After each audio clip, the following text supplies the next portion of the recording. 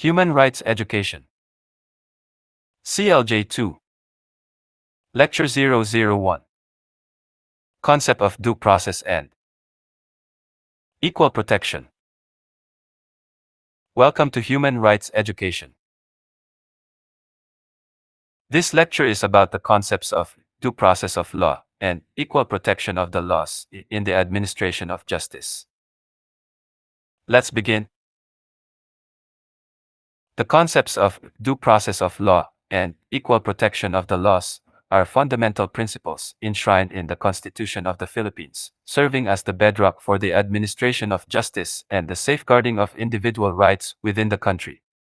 These principles are crucial for ensuring that the government exercises its powers in a fair, impartial, and consistent manner, providing all individuals with the necessary legal protections against arbitrary and discriminatory actions.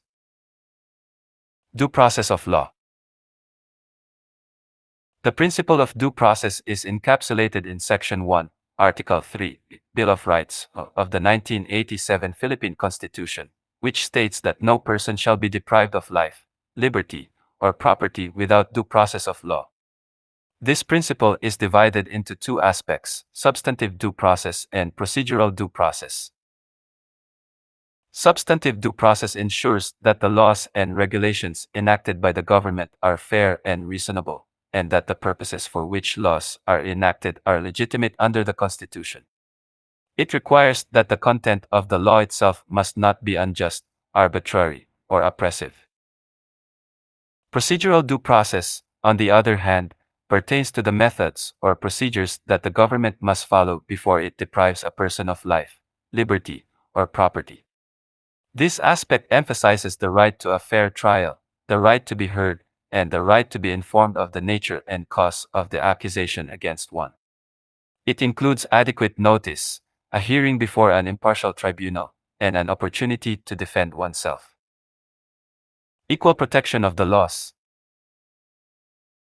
The Equal Protection Clause is similarly enshrined in the Constitution, under the same section, which mandates that no person shall be denied the equal protection of the laws. This principle requires that all persons or groups be treated similarly under similar circumstances and conditions, both in the privileges conferred and the liabilities imposed by the laws. Equal protection does not demand absolute equality among residents. It merely requires that all persons shall be treated alike, under like circumstances and conditions, both as to the privileges conferred and liabilities enforced. The government may, however, enact laws that classify individuals into categories, provided that 1. The classification is based on substantial distinctions. 2. It is germane to the purposes of the law. 3. It is not limited to existing conditions only. 4. It applies equally to all members of the same class. Application in the administration of justice. In the administration of justice in the Philippines, these principles serve as critical checks on governmental powers and as fundamental guarantees of individual liberties. The judiciary, in interpreting and applying the law, ensures that both due process and equal protection are upheld in court proceedings and in the application of laws. Due process guarantees that individuals are given fair treatment through the legal system, including criminal, civil, and administrative proceedings. Equal protection, meanwhile, ensures that the laws are applied and enforced without unfair discrimination among individuals. Courts are tasked with the interpretation of laws to ensure they conform to the Constitution's mandates on due process and equal protection. When laws or government actions violate these principles, the judiciary can declare them unconstitutional and void. These principles are not only vital in legal proceedings but also in the drafting of laws and the formulation of policies, ensuring that they are fair, just, and equitable, thereby upholding the integrity of the legal system and promoting justice and equality in Philippine society. Application of concepts of due process of law. The application of due process of law in the administration of the criminal justice system in the Philippines is crucial for ensuring that individual rights are protected throughout legal proceedings. Here are 3 real case scenarios that illustrate how the concept of due process has been applied in the Philippine criminal justice system. 1. People vs. Damante, GR number 130612, May 11, 1999. In the case of People vs. Damante, the Supreme Court of the Philippines underscored the importance of due process in the imposition of capital punishment. The accused was initially sentenced to death for the crime of statutory rape. The Supreme Court, however, found procedural irregularities in the trial process, including the failure to fully inform the accused of his rights to due process. The court emphasized that the state must follow strict legal procedures, especially in cases involving the ultimate penalty of death. As a result, the court reduced the penalty imposed on the accused, highlighting the critical nature of due process in ensuring fairness and justice in the administration of criminal penalties. 2. People vs. T, GR number 140546, January 20, 2003. In People vs. T, the concept of due process was central to the Supreme Court's decision. The accused was convicted of drug trafficking after a police buy-bust operation. On appeal, the Supreme Court scrutinized the procedures followed by the arresting officers and found lapses in the chain of custody of the seized drugs, which raised doubts about the integrity of the evidence presented against the accused. The court held that the right of the accused to due process was compromised, leading to his acquittal. This case highlights the importance of procedural due process in criminal proceedings, particularly in ensuring that evidence is handled and presented in a manner that respects the accused's right to a fair trial. 3. Navarro vs. Damatoy, AM No. MTJ 96-1088, July 19, 1996. Although not a criminal case per se, Navarro vs. Damatoy demonstrates the application of due process in the administrative context, affecting the administration of justice. The case involved a municipal trial court judge who solemnized 2 marriages without the requisite marriage license, in violation of the Family Code. The Supreme Court emphasized that due process applies to administrative actions against public officials, ensuring that they are given the opportunity to be heard and defend themselves. The case illustrates how due process protections extend beyond criminal trials to include administrative and disciplinary proceedings within the justice system, safeguarding fairness and accountability. These cases collectively underscore the importance of due process in the Philippine criminal justice system, ensuring that individuals' rights are protected from the moment of arrest through trial and even in administrative proceedings related to justice administration. They highlight the judiciary's role in safeguarding due process rights and ensuring that justice is administered fairly and impartially. Application of concepts of equal protection of the laws.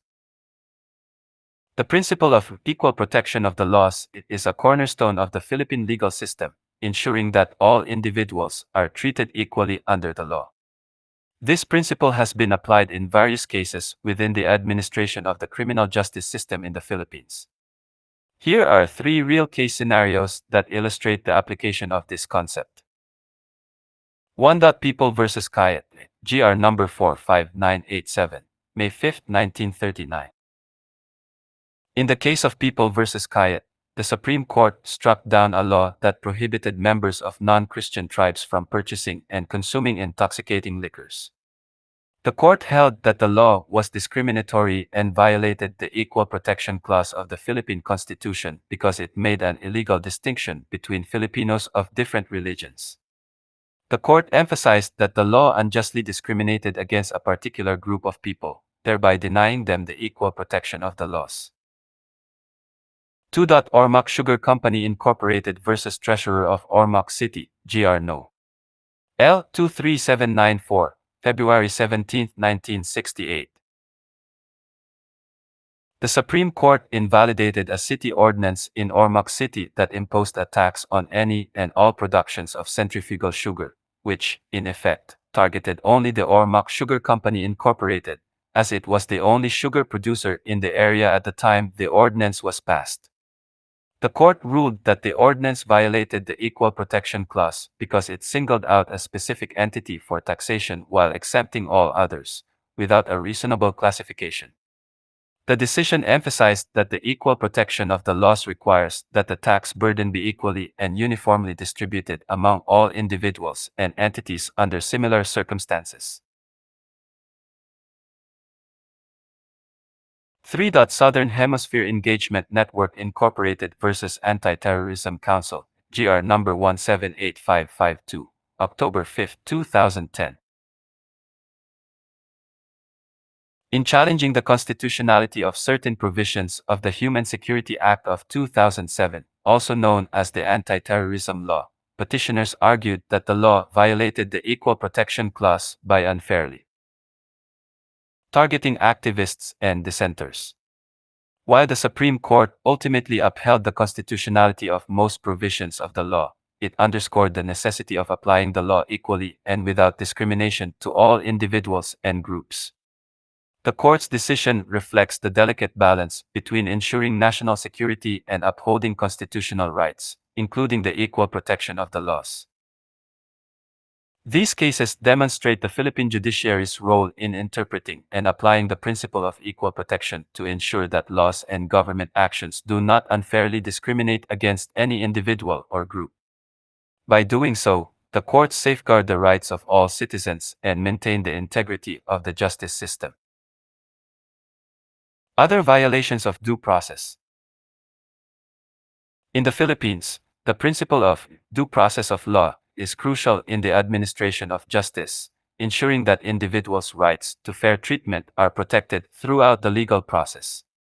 However, there have been instances where law enforcement actions have been called into question for violating this principle. Below are 3 notable cases that highlight such concerns. 1. Elagan vs. Enrile, GR No. L. 74348, January 25, 1985. This case involved the arrest and detention of several individuals without warrants shortly after the imposition of martial law in the Philippines in 1972. The petitioners, who were members of then opposition groups, were detained for an extended period without charges being filed against them, raising serious concerns about violations of their right to due process. The Supreme Court, in various rulings related to the martial law period, recognized the violations of due process rights due to the arbitrary use of power by the authorities, including instances of detention without proper legal procedures. 2. Secretary of Justice versus Lancian, GR number 139465, January 18, 2000. This case involved a request from the United States government for the extradition of a Filipino citizen, Mark Jimenez, to face various charges in the United States. Initially, the Philippine Department of Justice decided to proceed with the extradition process without providing Jimenez a copy of the extradition request and the opportunity to file a comment or answer, arguing that the extradition treaty between the Philippines and the United States did not require such procedure. However, the Supreme Court ruled that denying Jimenez the opportunity to be heard before the issuance of the extradition warrant violated his right to due process under the Philippine Constitution. This case highlighted the importance of procedural due process, even in extradition proceedings. 3. People vs. Judge Asen, GR number 85215, July 7, 1989. In this case, the Supreme Court nullified the conviction of an individual for the crime of estafa, fraud, by a regional trial court. The conviction was based on a plea of guilt made by the accused during arraignment, which the trial judge accepted without conducting a searching inquiry into whether the plea was made with full understanding of its consequences. The Supreme Court emphasized that the judge's failure to thoroughly question the accused about his plea constituted a violation of the right to due process. The court held that judges must ensure that any plea of guilt is made voluntarily and with a full understanding of the charges and potential penalties, thereby safeguarding the accused's right to due process. These cases illustrate instances where law enforcement and judicial processes were scrutinized for failing to uphold the due process rights of individuals, serving as important reminders of the need for vigilance in protecting these fundamental rights within the criminal justice system. Other violations of equal protection. Violations of the principle of equal protection of the laws by law enforcers in the administration of the criminal justice system can lead to significant concerns regarding fairness and justice. While specific cases directly citing law enforcement violation of the Equal Protection Clause are less common in publicly available records, instances where the application of the law has been challenged for potential discrimination can illustrate how this principle intersects with law enforcement practices. Below are three scenarios that, while not always directly involving law enforcers at the first instance, reflect broader issues within the justice system that implicate equal protection concerns. 1. Magalona versus Ermita, GR number 187167, August 16, 2011. Though not directly a criminal case, the Magalona versus Ermita case challenged the constitutionality of the Republic Act No. 9522, which defined the archipelagic baselines of the Philippines. The petitioners argued, among other things, that the law discriminately deprived the Moro people and other indigenous groups of their ancestral domains in the South China Sea. While the Supreme Court upheld the law, the case touches on the broader themes of equal protection in the sense of how laws can affect different groups within the country, including their rights and access to resources. 2. People vs. Kayet, GR number 45987, May 5, 1939. The People vs. Kayet case, though primarily a challenge to a legislative act rather than law enforcement action per se, involved the enforcement of a law that explicitly discriminated against members of non-Christian tribes by prohibiting them from consuming certain alcoholic beverages. The Supreme Court struck down the law for violating the Equal Protection Clause, highlighting how enforcement of discriminatory laws by law enforcers against specific groups contradicts the principle of equal protection under the law. 3.E.O. 182, Series of 1987, Suspension of Logging Operations. This example involves executive and administrative actions rather than judicial decisions. In 1987, the Philippine government issued Executive Order No. 182, suspending logging operations in specific areas of the country. While not a court case, the implementation of this order raised concerns among affected communities and stakeholders about selective enforcement and its impact on local economies and livelihoods. Critics argued that the selective suspension of logging operations could violate equal protection principles by disproportionately affecting certain groups while exempting others, highlighting how enforcement and administrative discretion must consider equal protection concerns. These scenarios underscore the complexity of ensuring equal protection in the enforcement of laws. They show that challenges to equal protection can arise from both the content of laws and their enforcement, emphasizing the need for vigilance and accountability in all branches of government to uphold this fundamental principle. Implications and consequences for violation by members of PNP. When members of the Philippine National Police, PNP, are found to have violated the principles enshrined in the Due Process Clause and the Equal Protection Clause of the Constitution, the implications and consequences can be both immediate and far-reaching. These violations can lead to disciplinary actions, legal proceedings, and broader implications for public trust and institutional integrity. Here's an extensive discussion on the various consequences and implications. 1. Disciplinary actions. Members of the PNP found violating these constitutional principles may face disciplinary actions under internal police regulations and the National Police Commission, NAPOLCOM, guidelines. These actions can range from suspension to dismissal from service, depending on the gravity of the violation. Disciplinary measures are intended to uphold professionalism within the force and ensure adherence to legal and ethical standards. 2. Criminal and civil liabilities. Law enforcers may also face criminal charges if their actions constitute crimes under Philippine law. For instance, acts of torture, planting of evidence, or extrajudicial killings violate not only the principles of due process and equal protection but also specific statutes like the Anti-Torture Act of 2009 and the Revised Penal Code. Victims of rights violations or their families may also file civil suits for damages against individual officers, which can lead to financial liabilities and further legal consequences. 3. Administrative liabilities. Violations of the due process and equal protection clauses can result in administrative cases against police officers. These are separate from criminal liabilities and can lead to administrative sanctions such as demotion, reassignment, or forced retirement. Administrative proceedings are crucial for maintaining discipline and accountability within the PNP. 4. Impact on career progression.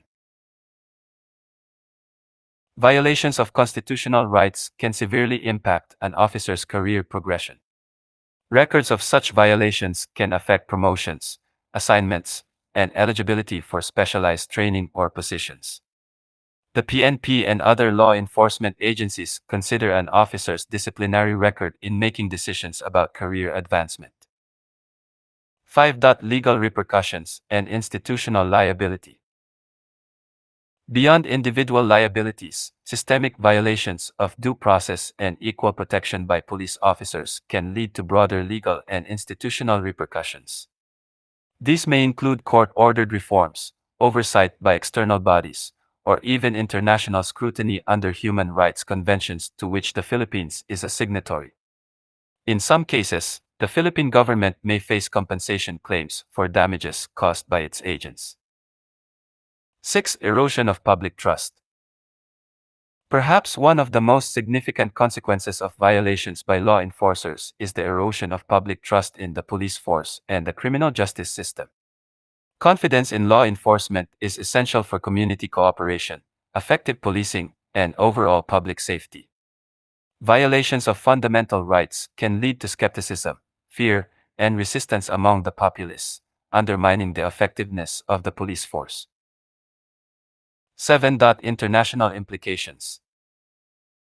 Violations of due process and equal protection principles by members of the police can attract international criticism, affecting the Philippines' image and standing in the global community. It can lead to adverse reports from international human rights bodies and affect bilateral and multilateral relations, especially with countries that prioritize human rights in their foreign policy.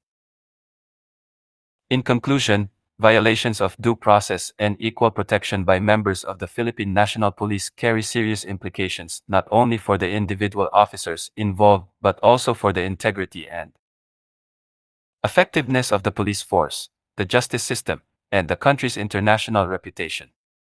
It underscores the importance of adherence to legal and ethical standards in law enforcement to uphold the rule of law and protect the rights and freedoms of all individuals. This is the end of this lecture. I'm Mr. Moslina. Thank you for listening. Have a good day.